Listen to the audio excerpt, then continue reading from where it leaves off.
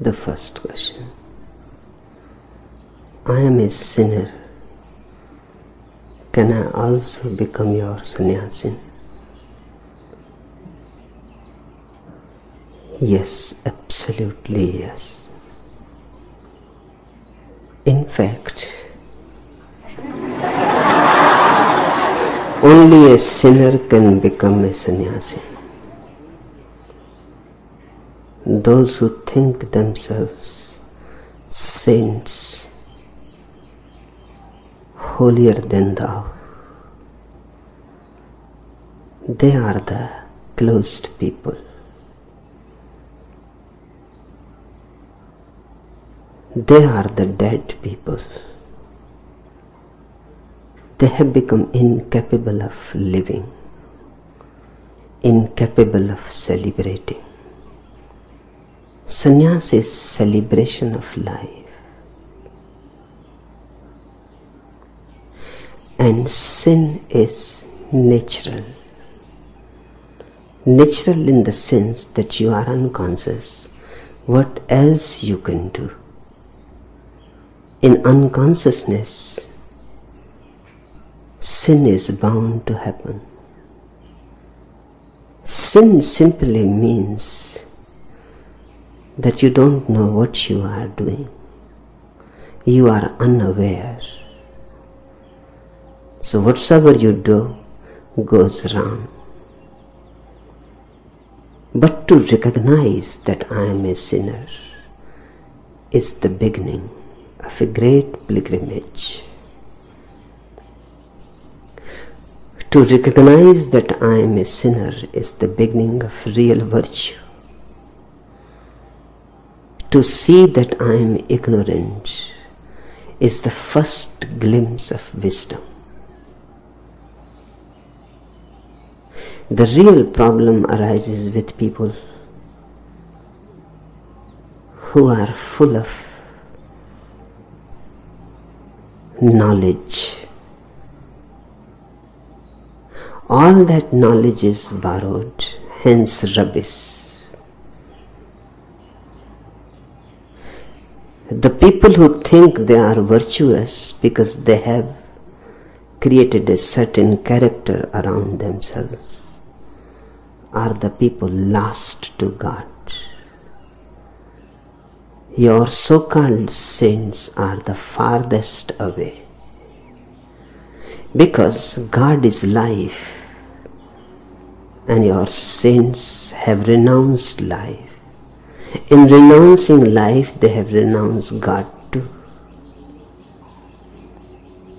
God is the hidden core of this life. This life is just at the outermost part, the circumference. God is the center of it all. To renounce the circumference, to escape from it, is to renounce the center automatically. You will not find God anywhere.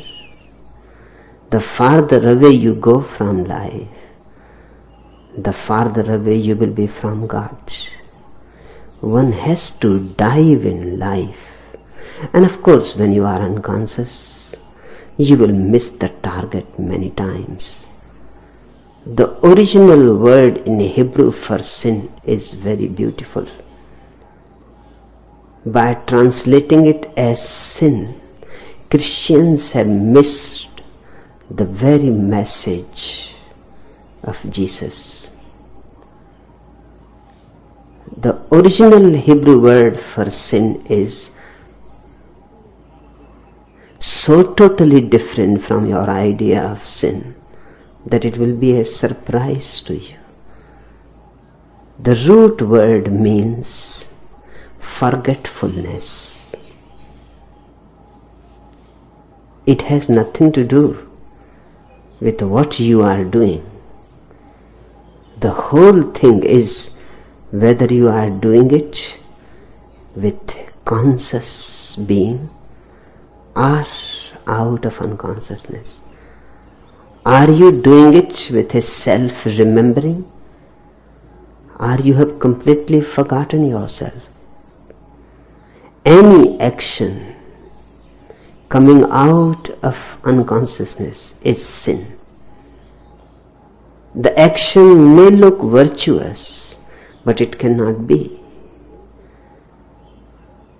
You may create a beautiful facade, a character, a certain virtue. You may speak the truth. You may avoid lies. You may try to be moral, and so on and so forth. But if all this is coming from unconsciousness, it is all sin. It is because of this that Jesus has a tremendously significant saying. He says,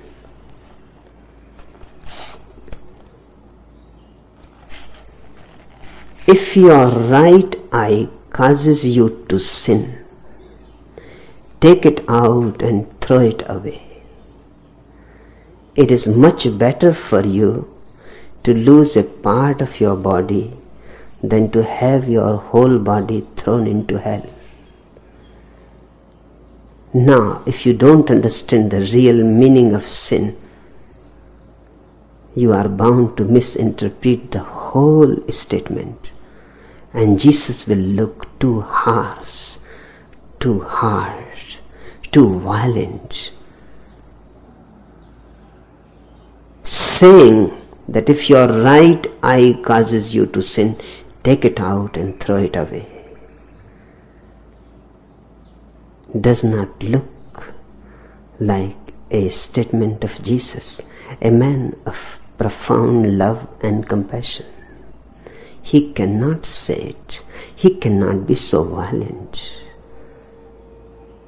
But this is how Christians have interpreted him. What he means is, whatsoever causes you to forget yourself, even if it is your right eye, that is just to emphasize the fact.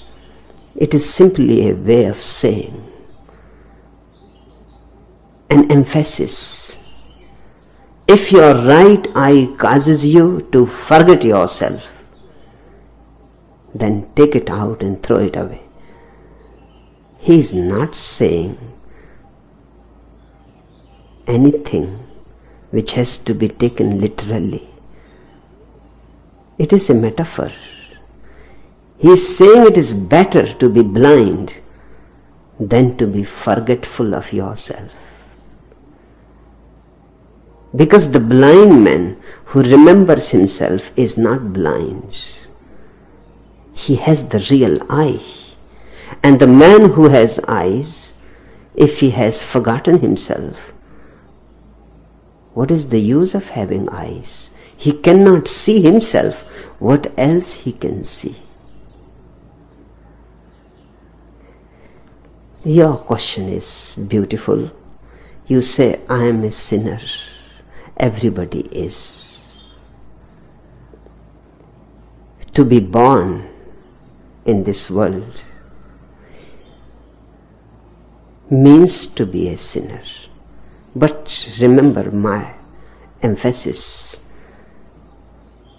It means to forget oneself.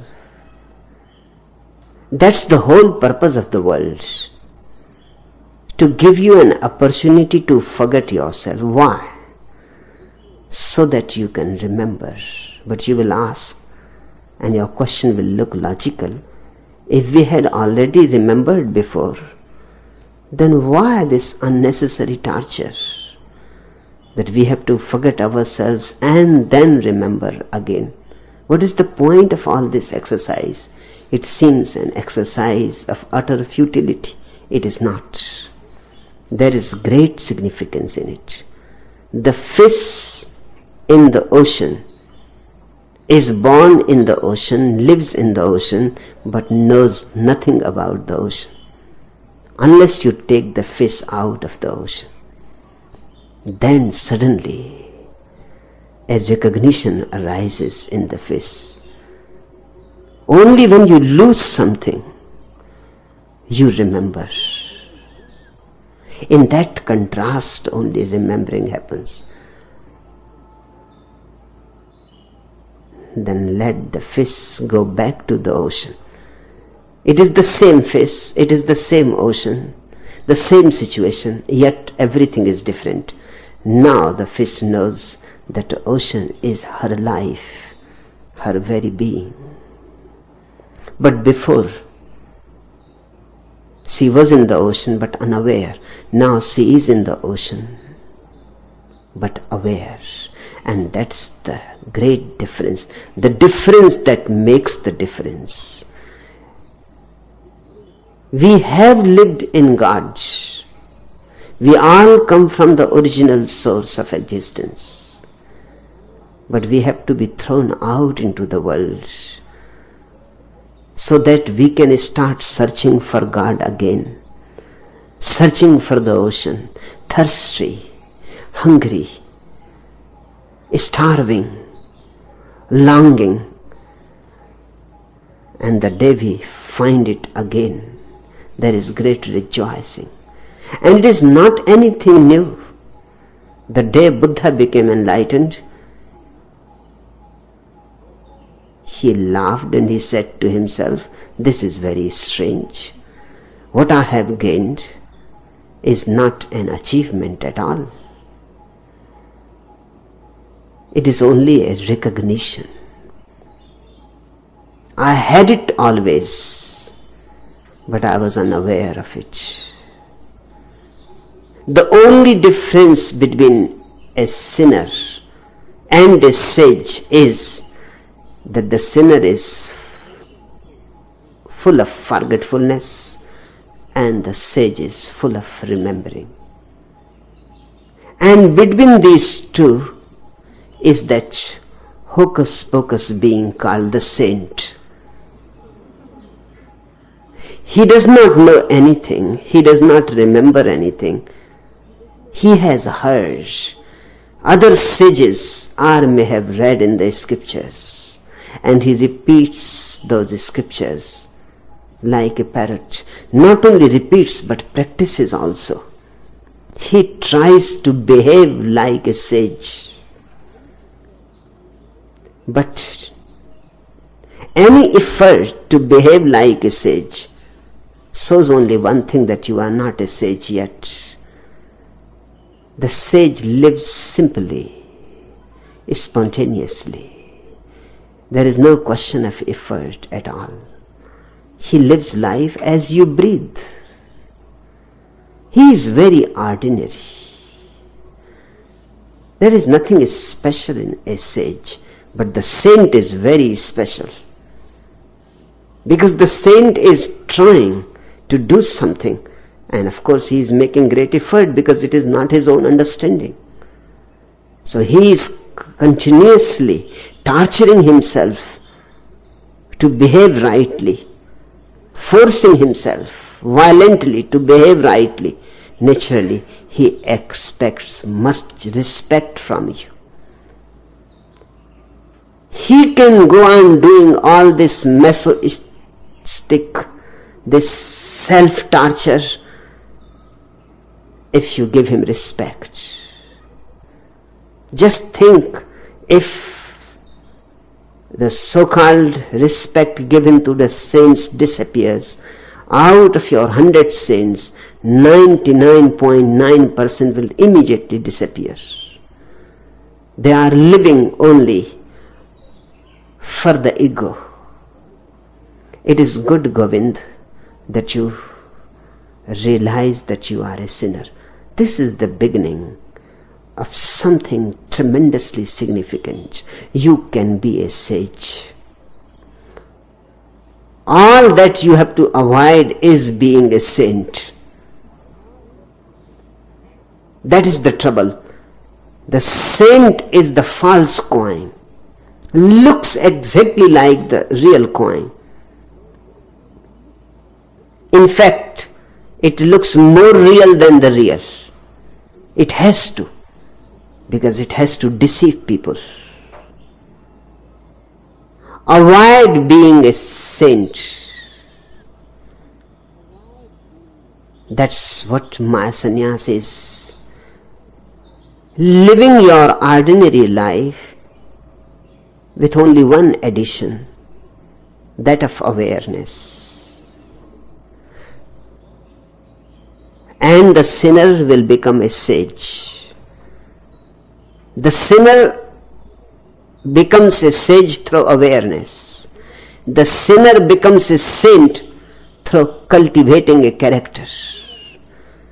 And I don't teach you character, I teach you consciousness. Hence I am not at all interested that you are a sinner and what kinds of sins you have been doing. That is irrelevant. It is accepted that in your unconsciousness what else you can do. I accept you with total love, respect. Many times I have been asked, particularly by the so-called saints, that you go on giving sannyas to everybody. This is not right. Sannyas should be given only to people of character.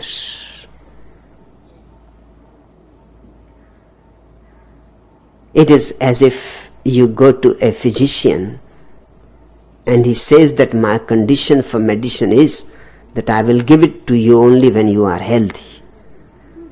Come to me when you are healthy. I never give medicines to people who are ill. I never waste my medicines on ill people. First become healthy and then come to me. You can understand the absurdity of that.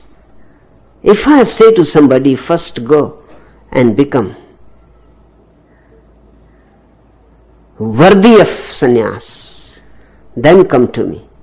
That means if he can become worthy of sannyas by his own effort, then why he cannot become a sannyas in himself? What is the need for him to come to me? He needs help. And anybody who asks for help should be given help. And unconditionally it should be given. There is a beautiful statement of Mevlana Jalaluddin Rumi, one of the greatest Sufi masters ever. Govind, take it to your heart. Come, come, whoever you are. Wanderer, worshipper, lover of learning, it does not matter. Ours is not a caravan of despair. Come, even if you have broken your woe 1,000 times. Come, come, yet again come. Come, come, whoever you are. Sinner, unconscious, living a life which is not glorious, divine, meaningful, living a life which has no poetry, no joy, a life of hell. Whosoever you are, Mevlana says, come, I am ready to receive you, be my guest. The master is a host. He refuses nobody. True masters never refuse anybody. They cannot.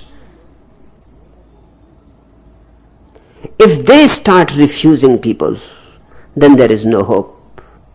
If you go under a tree, a shady tree, tired of your journey and the burning sun on the head, and the tree refuses you. It does not give you refuse. It does not shelter you.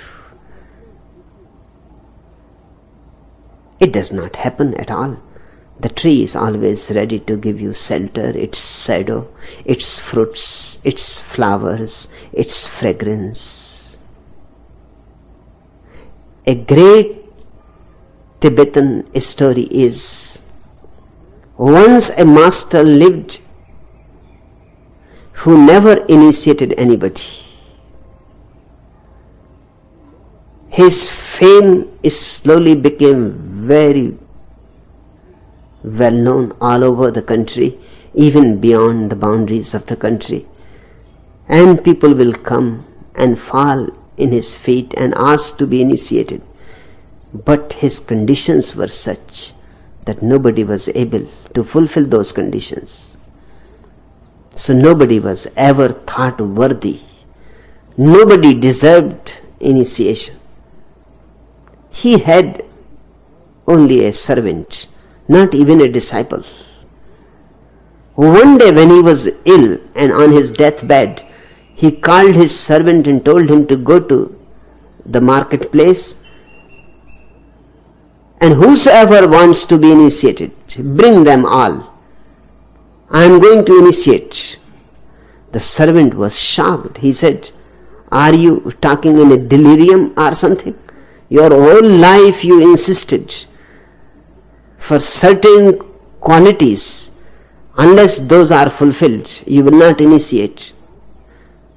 And nobody has ever been able to fulfill your conditions. Now,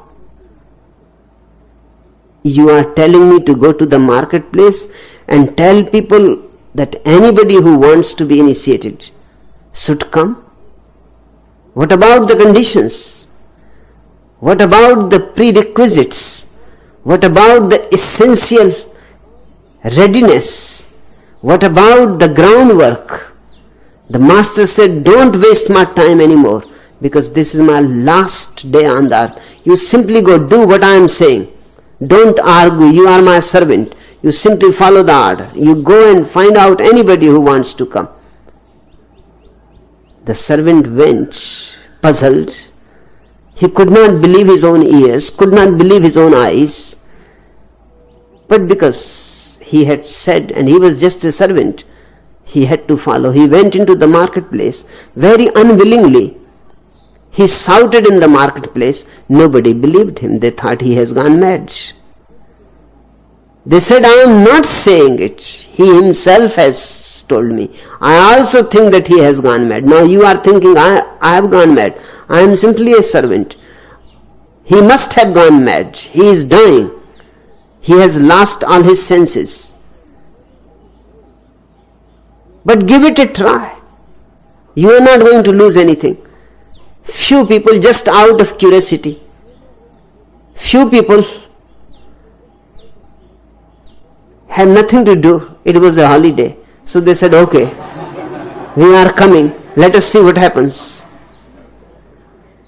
Somebody has quarreled with the wife and had nowhere to go. So he said, I am coming. A gambler, a drunkard, just on the way seeing this whole bunch of people going, simply followed, not knowing where they are going. So this strange crowd reached to the master's place, and he started initiating one by one. The first man he initiated was the drunkard. Of course, he was so drunk that he could not even think that the master is mad. He did not even think that he is being initiated. What is happening, he was not aware at all. When the master said, do you want to be initiated? He simply nodded his head. The servant could not believe. He said, what are you doing? This man is completely drunk. He is an alcoholic. And you are giving him initiation. And one thief is there in the crowd. And one man has come because he is unemployed, and he thought, at least this way he will find some employment. At least he will become a saint and people will feed him. And there are few people who have come because it is a holiday. Few others have come just out of curiosity, let us see what is happening. The man next to the drunkard has come here only because his wife has thrown him out and closed the doors, and he was standing out. He said, okay, so I am also coming. These are not seekers and searchers. They are not religious at all. And what are you doing? Your whole life you were waiting for worthy people, people who deserve. The master said, listen, the truth is, now I can say you, I was not a master at all. Just this morning I have realized myself. But I could not say to anybody that I am not a master. So rather than saying the truth, I always tried to ask some impossible demands which cannot be fulfilled. In that way I saved my ego. But today I have known who I am, and now I know that everybody is capable of knowing, because everybody is basically the same. Even this drunkard is not more unconscious than anybody else. Everybody is unconscious. And unconscious people need initiation. They need the help of those who have become conscious. The conscious person can function as a catalytic agent. Mevlana is right. Come, come, whoever you are, wanderer, worshipper, lover of learning, it does not matter. The master is ready. It does not matter who comes to him.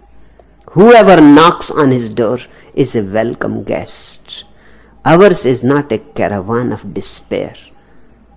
Remember this beautiful statement. Ours is not a caravan of despair. I can also say this. Ours is not a caravan of despair. It is celebration.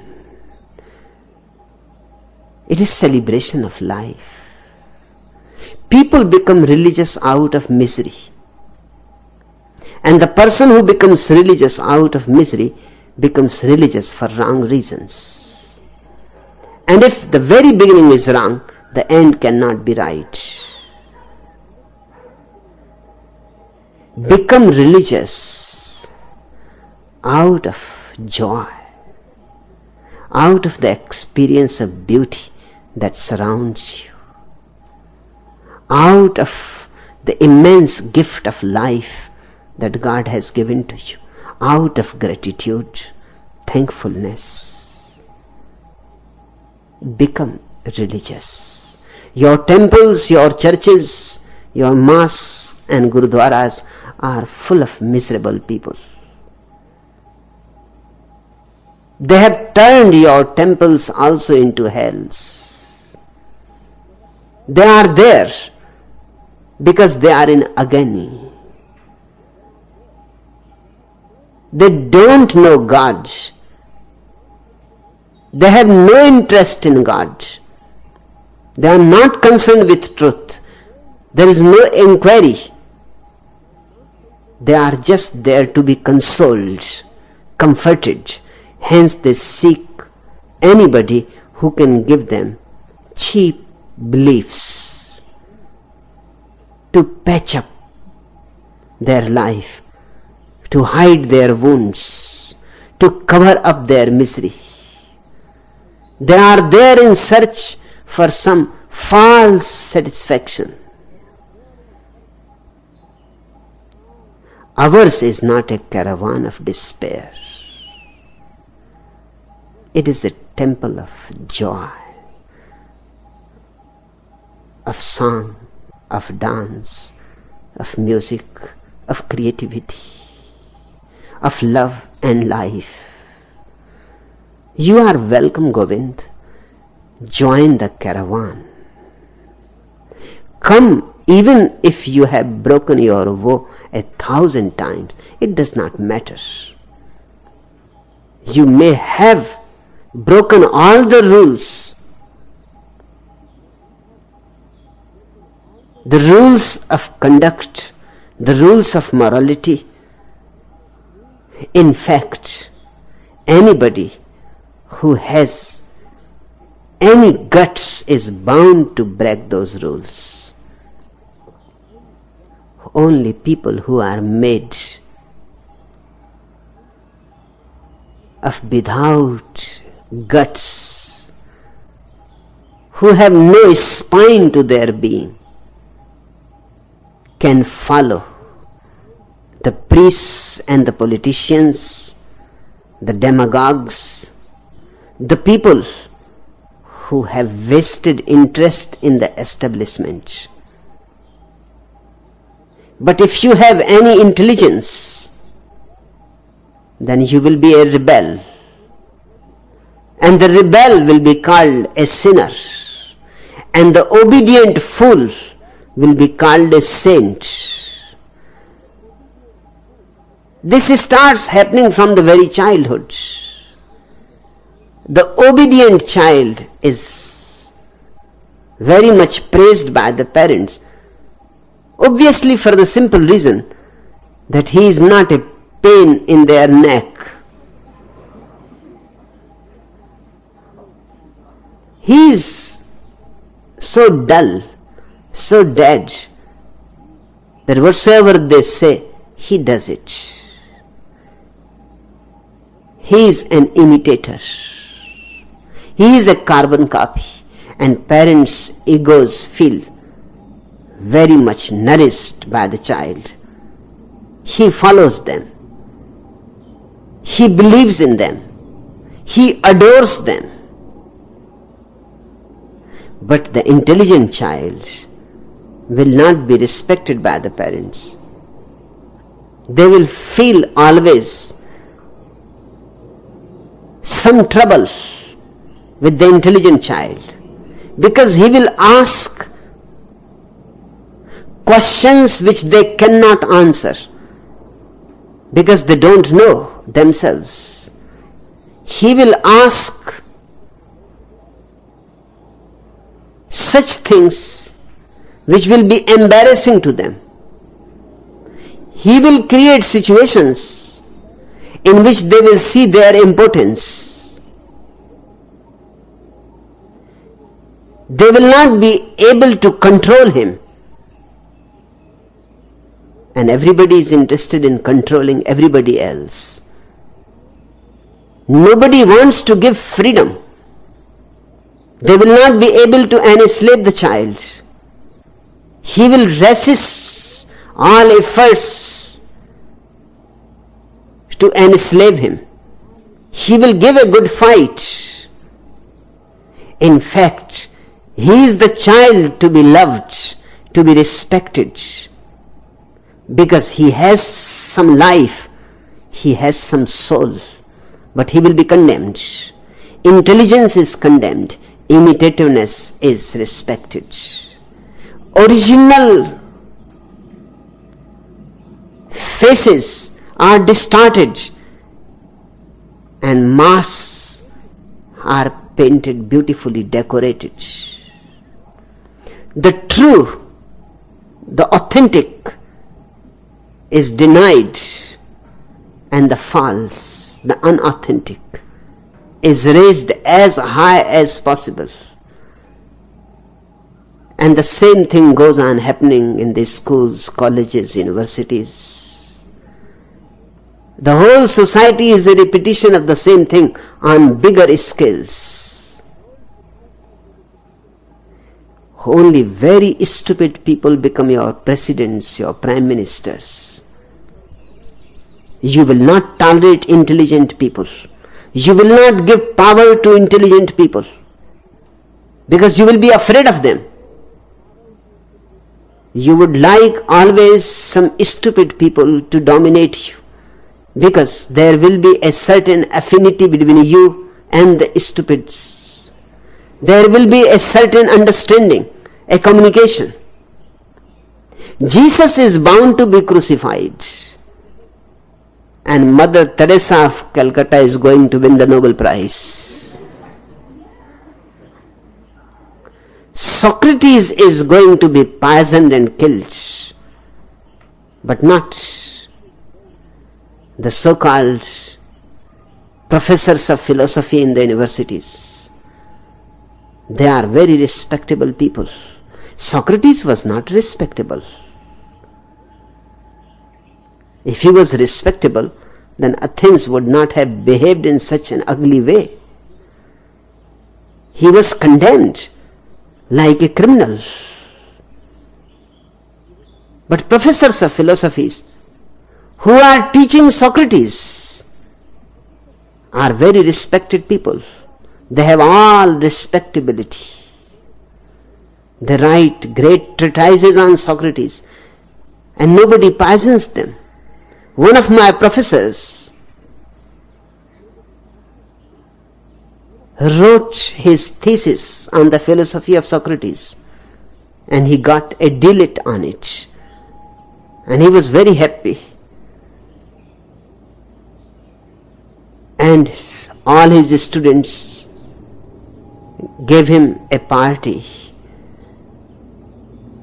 I was also present. I asked him one thing, that Socrates was given poison and you are given a D.Litt.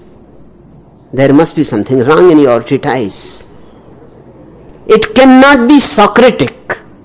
That much is certain. I have not looked into your treatise, and I am not going to look into it at all.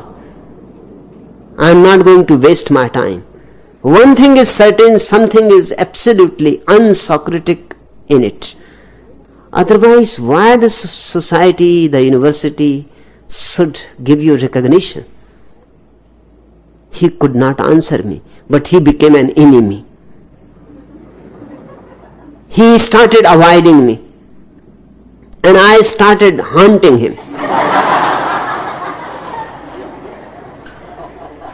Wherever we will meet alone, sometimes walking on the road of the university or for a morning walk or in the night, and I will always look out for him, and I will say to him, "Hello, Socrates."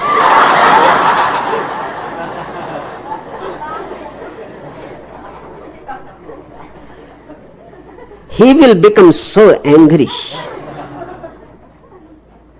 One day he told me that, "Why you are after me? What wrong I have done to you?" I said, "You have not done anything wrong to me. I am simply trying to make the point clear to you that writing a treatise on Socrates is one thing. To be a Socrates is totally another. If you were a Socrates, you would have been crucified. You would have been stoned to death. The same university would have condemned you. You would have been expelled from this university." And finally, he was not expelled from the university, but I was expelled. And when I was expelled, I went to him and told him, "Look, I am not even a professor. I have not written a treatise on Socrates, and they have expelled me. And the reason they have given to me is that you ask embarrassing questions to the professors, that you disturb their classes, that you don't allow them to finish their syllabus, that you go on insisting for one question for months together." And I said, "How I can drop the question unless it is answered?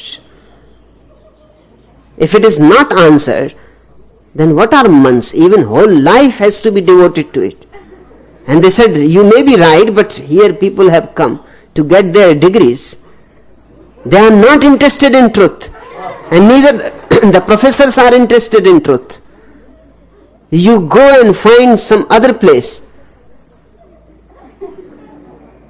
And then no other university was ready to accept me, because I became notorious. One university accepted me with the condition that I will never ask any question. Now what kind of universities are these? So when the Vice Chancellor said me that you have to give it in writing, that you will not ask any question to the professors, I said, I can do that, but then you have to understand one thing, that I will not attend the classes, and you have to give me the permission to appear in the examination, because I will not be fulfilling the percentage of attendance, 75%. It is impossible. He said, why? Why you cannot attend the classes? I said, if I attend the classes, then I cannot resist the temptation of asking questions. Then I will ask the questions. Either allow me to ask the question, otherwise what is the point of my being there? Give me attendance. He said, okay, we will give you attendance. So I never attended the classes. It was illegal, but they gave me 90% attendance. I never went to any class, because one thing was certain, that once I see a professor, then I don't care what I have given in writing. I have to ask the questions. My father used to tell me wherever he will take me with him that keep silent. Don't ask any question. Otherwise, please don't come with me. I will promise him that I will not ask the question, and I will ask the question.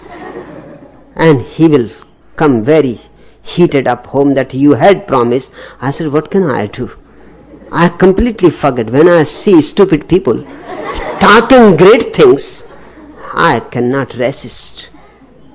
I simply forget. It is not that I want to hurt you or anything. But what can I do? That man was talking about that the soul is immortal, and he knows nothing.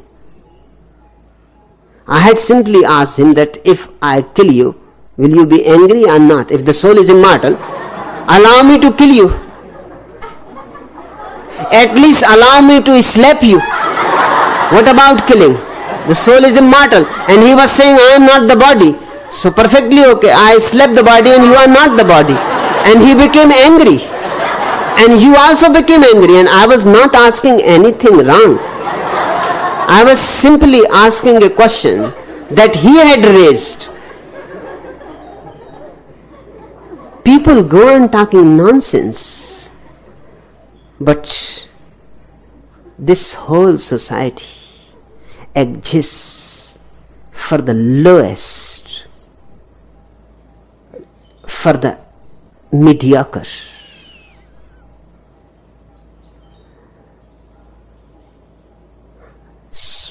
I agree with Mevlana.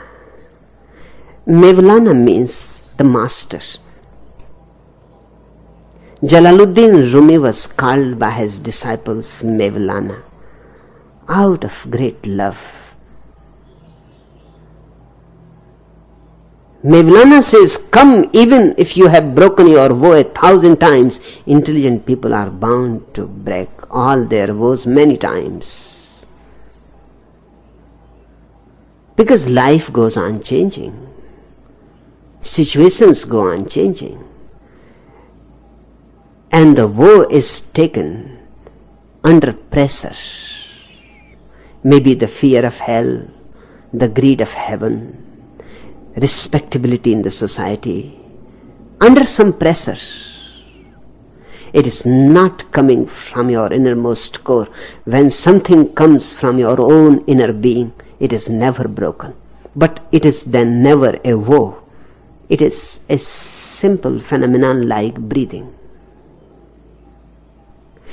Come, come, yet again come. If you want to be a sannyasin, you are welcome. Everybody is welcome, without any conditions. You are not to fulfill any requirements, just the longing to be in deep contact with me is enough, more than enough. Just the desire to be close to me, to be intimate to me is enough. That's what sannyas is all about. And drop this idea of being a sinner, because that must be creating some guilt in you. That guilt is one of the oldest tricks of the priests to dominate people. They create guilt in you. They give you such stupid ideas that you cannot fulfill them. Then guilt arises. And once the guilt has arisen, you are trapped. Guilt is the trade secret of all so-called established religions. Create guilt in people. Make them feel bad about themselves. Don't let them be respectful of their own life. Let them feel condemned. Let them feel deep down that they are ugly, that they are not of any worth, that they are dust. And then, of course, they will be ready to be guided by any fool. They will be more than ready to become dependent in the hope that somebody will lead us to the ultimate light. And these are the people who have been exploiting you for centuries. The time has come when a great rebellion is needed against all established religions. Religiousness is needed in the world, but no more religions. No more Hindus, no more Christians, no more Mohammedans. Pure religious people. People who have a great respect for themselves. And remember, only a person who has respect for himself can respect others, because the life is the same. If you are too hard upon yourself, you will be more hard upon others. Obviously, you will magnify their sins. You have to, just to give you consolation that you are not the only sinner. There are greater sinners than you. That will be your only consolation in life, that you need not worry. You are just a small sinner. There are great sinners. That's why people go on creating rumors about everybody else. And people believe in rumors very easily. If somebody says something about a person, ugly, derogatory, you immediately believe. But if somebody praises, you don't believe. You ask for proofs. You never ask for proofs about derogatory remarks and rumors.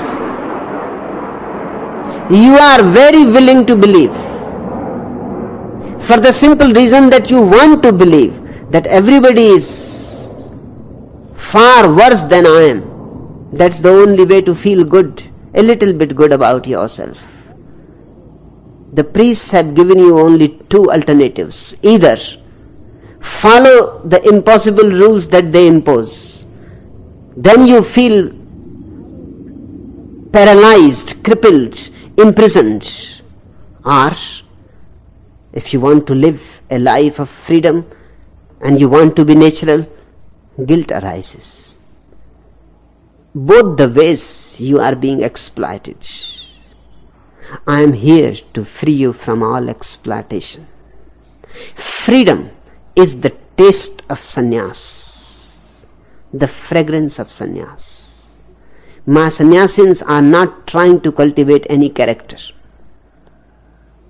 They are trying a totally different phenomenon. They are raising their consciousness.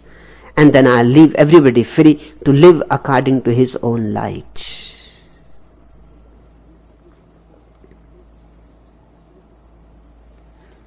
The second question. I have come to a dead end. I see the impotence of the mind and feel all action useless. Does the mind totally die only in samadhi? Please say something about mind action in witnessing. You say, I have come to a dead end, but I don't feel it so, not yet. Because when you really come to a dead end,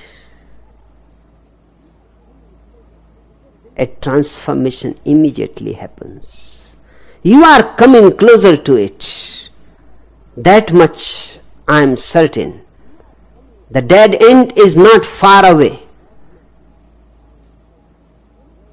But you have not come to it yet. Your whole question proves it. You are coming closer. You are feeling intuitively that it is not far away, but it has not been reached yet. Still there is hope. Still you are deep down dreaming that this is not going to be the dead end. Hence the question arises.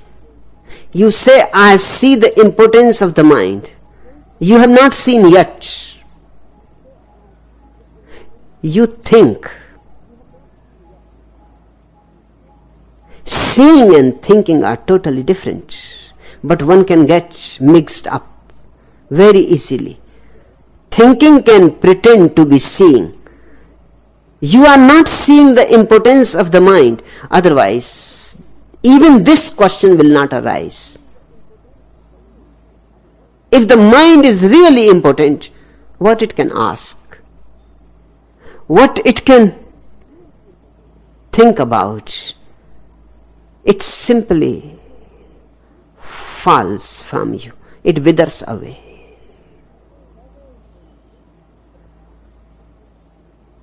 But the shadow is on you, and that's a good sign. The day is not far away when you will see the impotence of the mind, and then immediately the transformation. Then immediately a sudden enlightening experience. All questions disappear, all answers disappear, because when the mind is seen, really seen as impotent, what is there to ask and what is there to find? Mind simply evaporates. Then life is left. Pure life, unhindered, undistorted by mind. And then you will not say that I feel all action useless. If you see the impotence of the mind disappears, but action becomes for the first time tremendously beautiful. There is no question of utility at all. Life has no utility in itself. What is the use of a rose flower? But still it goes on growing. Still it goes on opening. Still it goes on releasing its fragrance. What is the use of it? What is the use of the sun rising every day? Is there any use for the sun itself? What is the use of the starry night? The word use is part of the paraphernalia of the mind. Mind always thinks in terms of utility. The mind is a Jew. It always thinks in terms of purpose, profit, utility. When the mind disappears, action does not disappear. Activity disappears, and there is a great difference between the two. Activity has utility. Action is pure joy, pure beauty. You act not because something has to be achieved. You act because action is a dance, is a song. You act because you are so full of energy. Have you seen any child running on the sea beach? You ask him why you are running. What is the purpose of your running? What you are going to gain out of it? Have you watched the child collecting seashells on the beach? You ask him, what is the utility of it all? You can use your time in a more utilitarian way. Why waste your time? But the child is not concerned about utility at all. He is enjoying his energy. He is so full of energy, so bubbling with energy.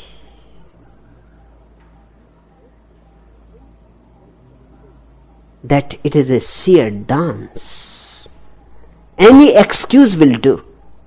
These are just excuses, seashells, pebbles, colored stones. These are just excuses. The sun, the beautiful beach, just excuses to run and to jump and to shout with joy.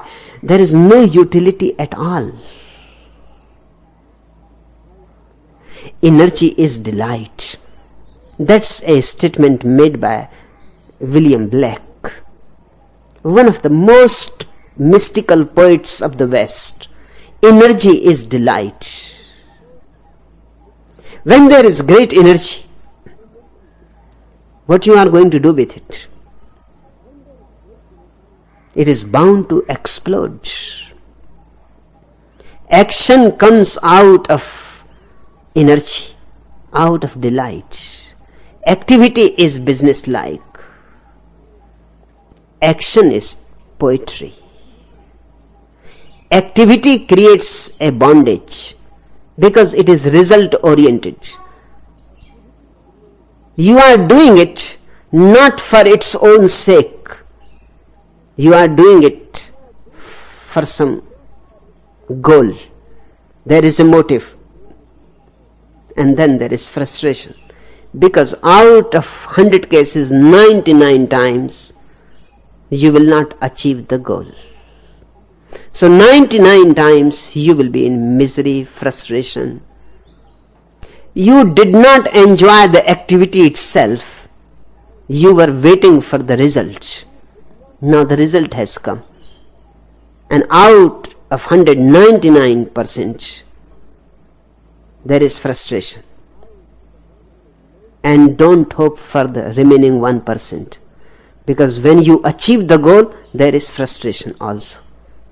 Because the goal is achieved, but suddenly you realize that all your dreams that you have been dreaming about the goal are not fulfilled.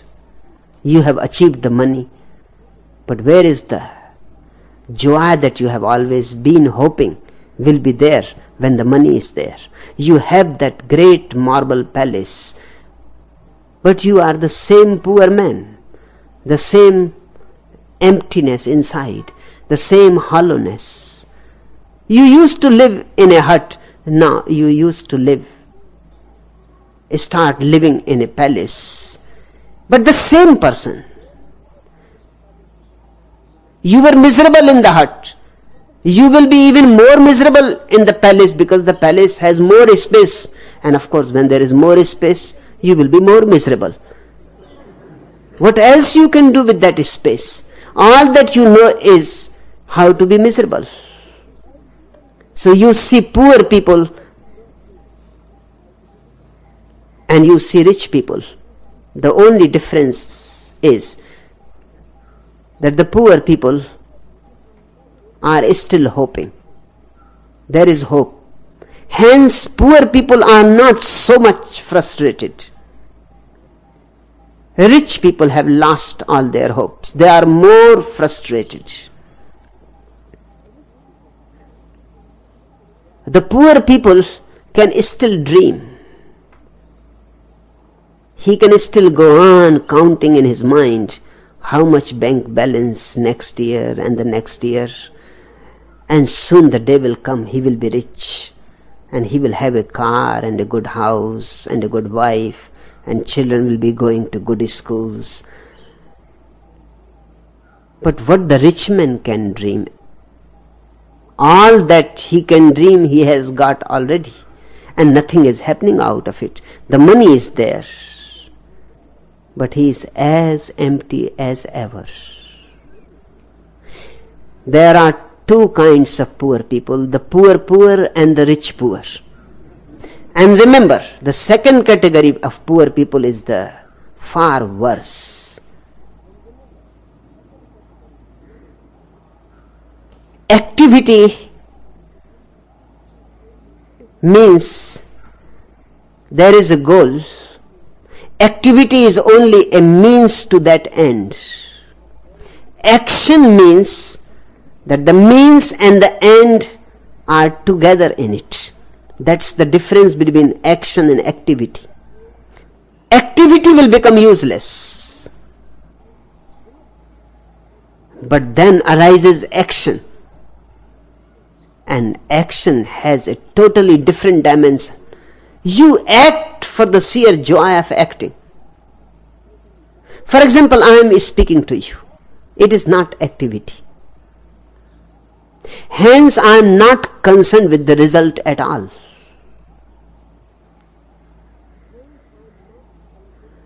It is pure act. I enjoy communicating to you. I enjoy communing to you. I am grateful to you that you allow me. If you don't allow me, I will have to talk to the trees, or to the rocks, or I will have to talk to myself. I am obliged to you. You need not be obliged to me. It is pure act. There is something in me which wants to relate. There is no goal orientation. I am not expecting anything from you. If something happens, good. If nothing happens, even better. If you become enlightened, good. If you don't become enlightened, far out. For the simple reason, if you all become enlightened, whom I am going to talk? So please delay your enlightenment as long as you can. This much favor you have to do to me. It is simple act. No motive. No future in it. Just the present. Hence, I am not trying to create a system of thoughts. I cannot. Because to create a system of thoughts, you have to be motivated. Then you have to link everything in a certain logical order. I can enjoy fragments. When P.D. Ouspensky wrote his first book on Gurdjieff, he had given it the title In Search of the Miraculous. He was a man of a philosophic bent, a great mathematician, logician, philosopher. When he showed the book to George Gurdjieff, his master,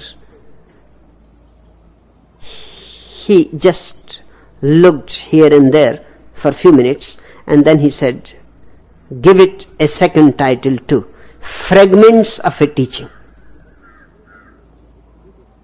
He was a little puzzled, because he had tried to make a whole system. And Gurdjieff suggested a second title too. The first title, he said, is okay, In Search of the Miraculous. But the second title has to be there fragments of a teaching. In fact, fragments of an unknown teaching. He asked why. Gurdjieff said, because I cannot create a system of thoughts. These are all fragments. And you can see it happening here. You can collect all my thoughts, but they will be only fragments. Fragments, but not a system. Because to create a system, you need to be goal-oriented.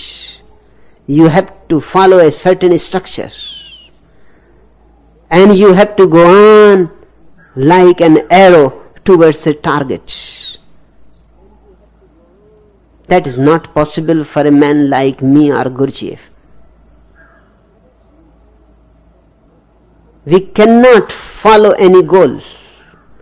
Our each act is complete in itself, entire in itself.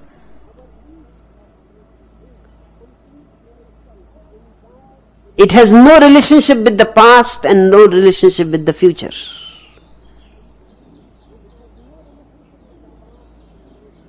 It is total. If I die at this very moment, there will be no desire in me even to have completed the sentence.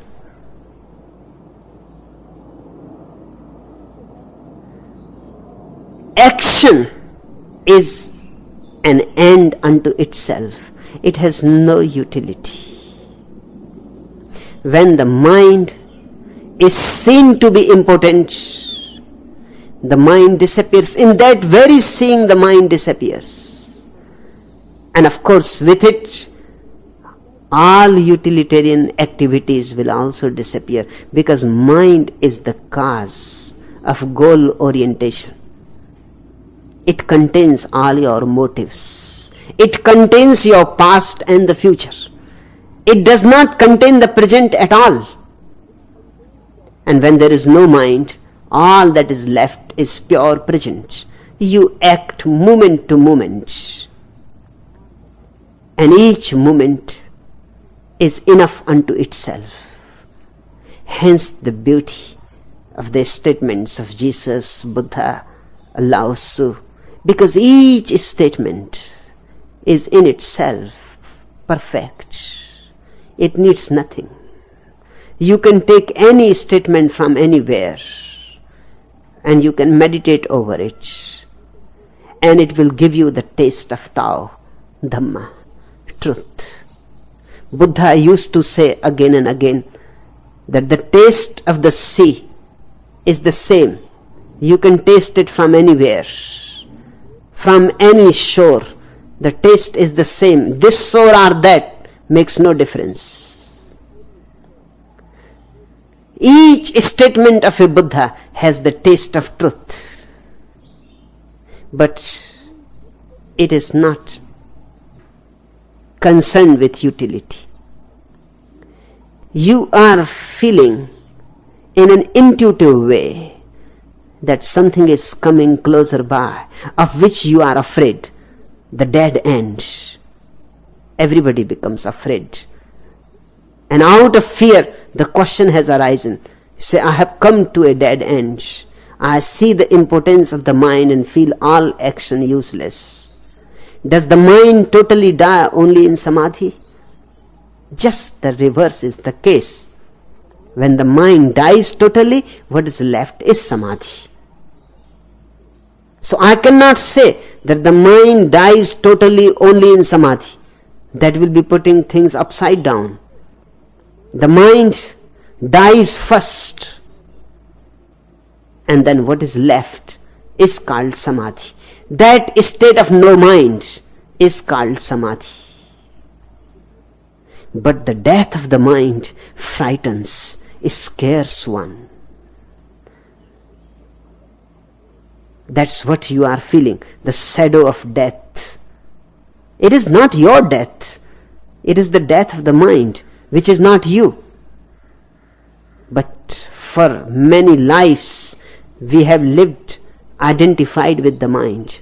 So when the death of the mind comes closer, it feels as if we are going to die.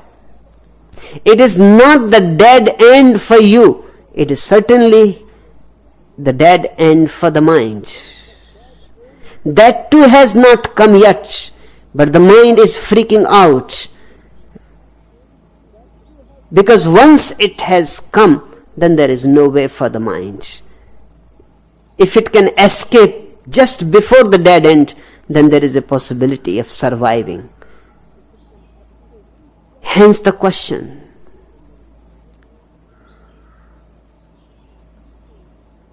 You say, please say something about mind action in witnessing. In witnessing, mind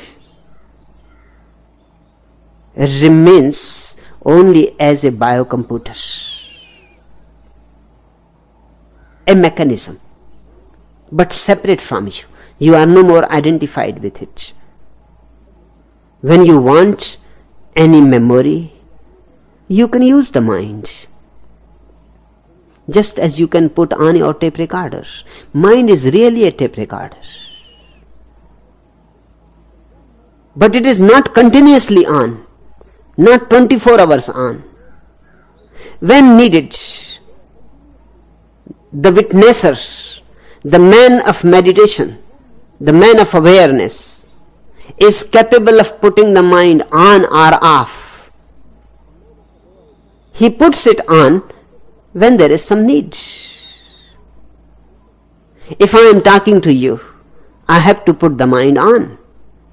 Otherwise, language will not be possible.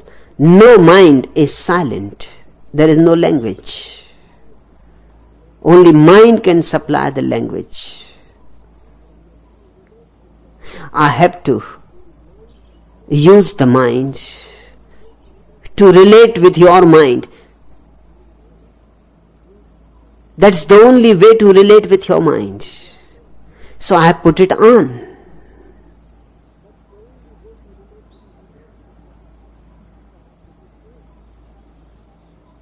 When I go back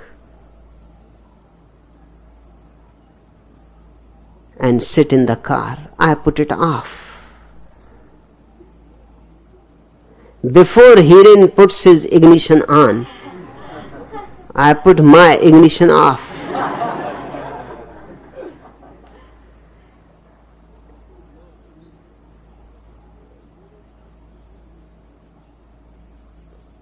In my room, I don't need my mind. When Sheila comes with the letters or with some work, I say to her, hello Sheila, and inside I say, hello mind. Sheila has come.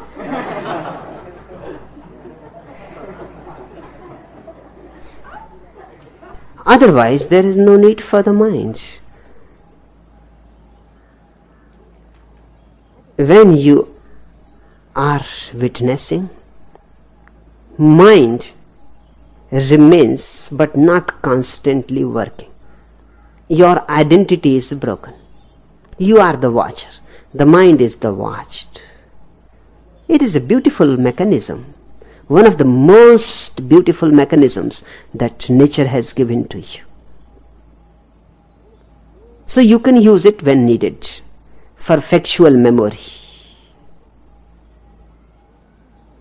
for phone numbers, for addresses, for names, for faces.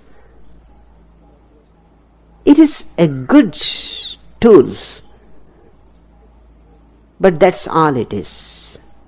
It need not sit upon you continuously 24 hours. Even while you are sleeping, it is sitting on your chest, torturing you, giving you nightmares, and all kinds of relevant, irrelevant thoughts go on and on. It does two harms. One, you lose your purity of witnessing. You don't remain a mirror. Your mirror becomes so covered with dust of thoughts that you start becoming closed to existence. You cannot reflect existence. The full moon is there, but your mirror does not reflect it. How many people are there who see the full moon? Even if they see, they don't see. Their seeing is not of any value. They don't rejoice. They don't dance. How many people are there who see the flowers? Just now the birds are singing. But how many people are there who are aware of the birds and the wind passing through the trees? When the mind is no more hovering on you continuously, you become aware of infinite beauty, of truth, of the celebration that goes on and on in existence. But the mind is there, put aside.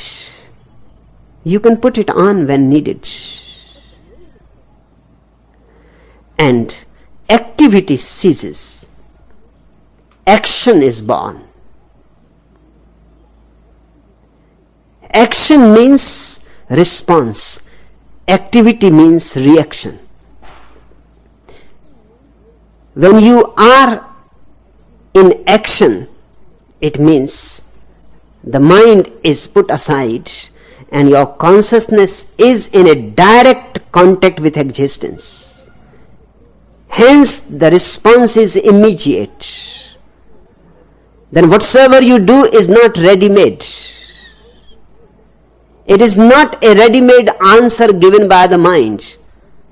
You are responding to the reality as it is. And then there is beauty. Because your action is true to the situation. But millions of people in the world are simply living through ready-made answers. They are already carrying the answer. They don't listen.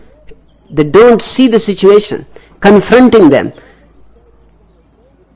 They are more interested in their answer that they are carrying within themselves than in the question itself. And they go on living their answer again and again. That's why their life becomes a boredom, a repetitive boredom, a drag. It is no more a dance. It cannot be a dance. Action is a dance. Activity is a drag. Activity is always untrue to the situation. Action is always true to the situation. And because activity is always inadequate, it carries an answer from the past and life goes on changing every moment. So whatsoever you bring from the past is never adequate. It always falls short. So whatsoever you do, there is frustration. You feel that you have not been able to cope with reality. You always feel something is missing. You always feel your reaction was not exactly as it should be. And the reason is you have simply repeated parrot-like a ready-made answer. Cheap but untrue. Untrue because the situation is new. The mind will be there but in a new status, with a new functioning. It will be under your control. You will be the master, not the mind. You will use it when it is needed. You will not use it when it is not needed. It cannot insist that you have to listen to it, that you have to go on listening to it. Even if you are sleeping, it goes on knocking on your doors. It does not allow you even to have a beautiful sleep. The second loss is because the mind is 24 hours working from cradle to the grave, it becomes mediocre, it becomes stupid, it has never enough energy, it becomes very weak. Hence the impotence.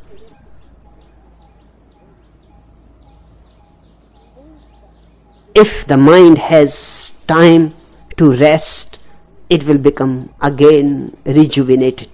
It will be again fresh. The mind of a Buddha is always fresh. It is always young. It is always responding with such freshness, with such newness, that it seems unbelievable. Your questions may be the same, but the answers of a Buddha are always having a new nuance to them, a new flavor, a new fragrance. You can go on listening to the Buddha for years, still you will remain enchanted. Even if he repeats something, it is never the same. The context is different, the color is different, the meaning is different. The mind will be there, more alive, more potent, more restful, more young, more fresh, and not your master, but a good servant, an obedient servant. Activity will disappear totally. There will arise action. Action means there is no goal to it. Just as the poets say, poetry for poetry's sake, or art for art's sake. The same is the situation with the mystic. His action is for action's sake. There is no other goal to it. He enjoys it just like a small child. Innocently he enjoys it. Witnessing is the miracle that changes everything in your life. Then the dead end is only a new beginning, a death and a birth. Death of the old, a total death, a discontinuity with the old, an arrival of something absolutely unknown, the arrival of the new. It is a resurrection, a crucifixion and a resurrection. But the resurrection is possible only after crucifixion. The dead end is going to come, but it is the beginning also. And you will see the beginning immediately when the dead end has come. If you are just thinking about it, that it is coming, and the mind can even say that it has come. Beware, escape. While there is time, run away. Then you will miss the other side of it. You will see only the cross. You will miss the resurrection. You are thinking the mind is important. Your thinking is on the right track, but thinking will not help. Seeing is needed. Become a witness so that you can see that the mind is important. Feel that activities are useless, but not action. Action continues. Buddha lived after his enlightenment for 42 years. Action continued. Activities disappeared. The last question.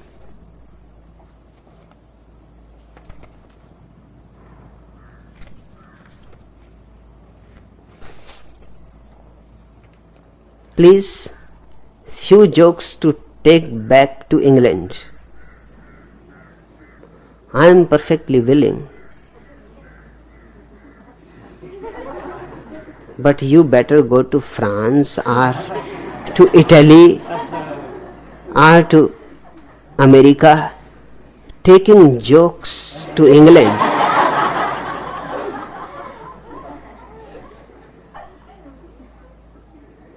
is absolutely futile. They will think you are mad. Take something serious for those people.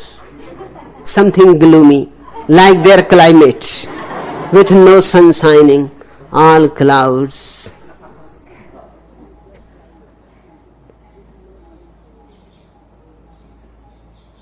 Carry an umbrella with you.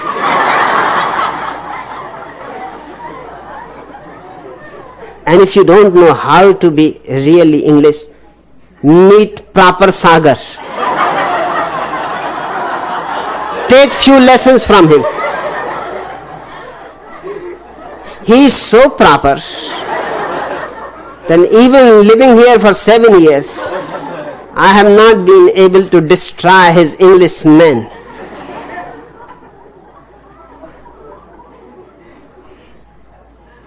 Ordinarily, I never feel hopeless. But when I look at proper Sagar, sometimes I suspect maybe with Sagar I have to feel hopeless. He is so perfect an English gentleman that Gita first you see him. As for the jokes, a story about Jesus' birth. After Jesus was born, Joseph went with Mary to visit the in-laws. We live in Nazareth now, said Mary. The baby was born in Bethlehem just a few days ago in a farmer's cave because we could not find a room. You mean with all the livestock? Exclaimed Mary's mother. That's right, replied Mary. And just as he was born, 3 old men appeared. 3 drunks, explained Joseph. And 3 shepherds, continued Mary. And they got drunk too, explained Joseph. You mean you all got drunk? Said Mary's father, shocked. That's right, said Joseph. Joseph must have been a drunkard.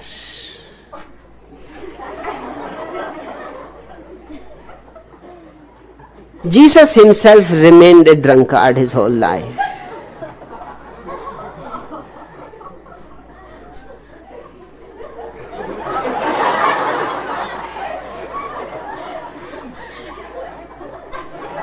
Those 3 wise men from the east, and Joseph says they were 3 drunkards, 3 drunks.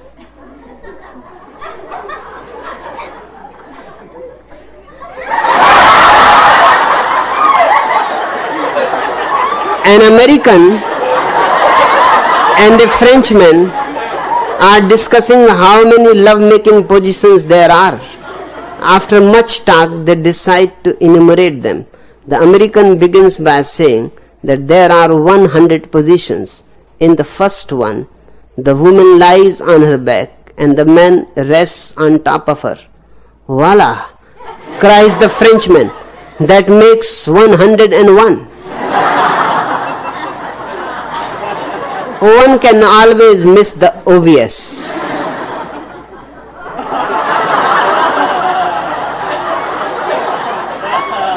And the last, the Vatican announced that the Pope was to visit one of the few Catholic churches in Poland. The local priest arranged for all the strong believers from his community to clean and make the place tidy. The church was blessed to have a special relic from the time of Christ, a bunch of St. Peter's pubic hairs. One of the helpers, thinking it was rubbish, threw it away. When the priest did a last-minute check of the precious relic before the Pope's arrival, he was shocked to find that the holy remembrance had disappeared. Desperate, he reached beneath his robe and grabbed a few of his own to place in the box. The priest was guiding the Pope through the church. When they arrived at the box containing the relic, he said, "And this, Your Holiness, is our most holy gift from God." "Whew," groaned the Pope when he smelt it. "You can still tell our Peter was a fisherman." Enough for today.